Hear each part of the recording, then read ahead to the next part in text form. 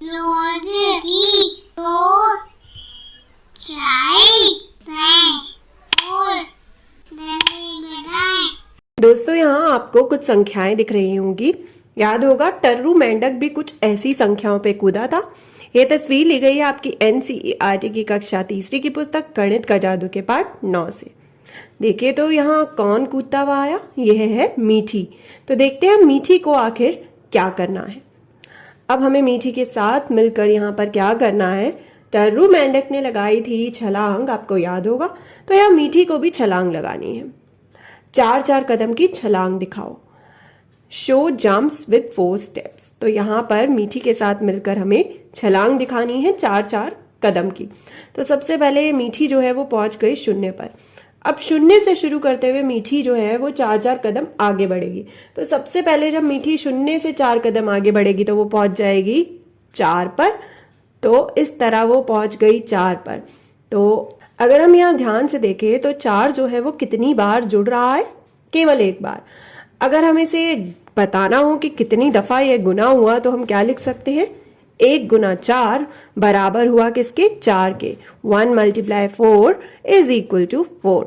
अब मीठी 4 कदम और आगे बढ़ेगी तो कहाँ पहुंचेगी?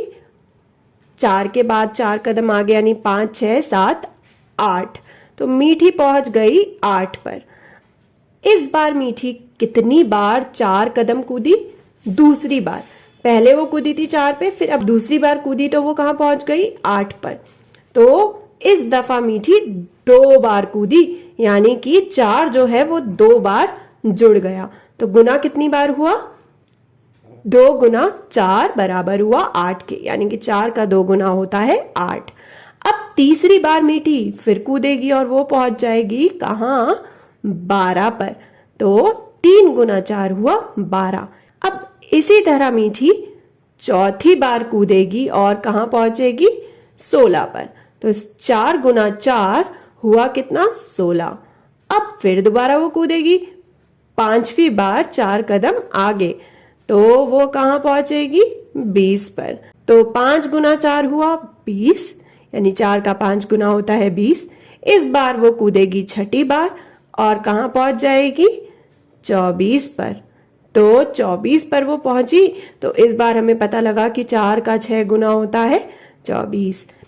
अब फिर से वो कूदेगी 7वीं बार और पहुंच जाएगी 28 पर। तो 7 गुना 4 हुआ 28। और फिर से एक बार वो कूदेगी 4 कदम आगे और पहुंच गई कहाँ? 32 पर। तो 8 गुना 4 हुआ 32। अब वो कूदने जा रही है 9वीं बार। तो 9वीं बार जब वो कूदेगी तो वो पहुंच जाएगी 36 पर। तो 4 का 9 गुना हुआ 36। अब वो 10वीं बार कूदेगी तो पहुंचेगी 40 पर। तो 10 गुना 4 हुआ 40। तो दोस्तों हमने यहाँ क्या किया? 4-4 कदम की छलांग लगाई, यानी कि जंप विद 4 स्टेप्स। तो अब आगे की छलांग आप लगाइए मीठी के संग और पता लगाइए कि 4-4 कदम की छलांग पर आखिर मीठी संख्याओं की रेस में कहाँ पहुंच पाती है, कौन कौन सी संख्याएं आती है और 4 का कितने गुना आखिर कितना होता है।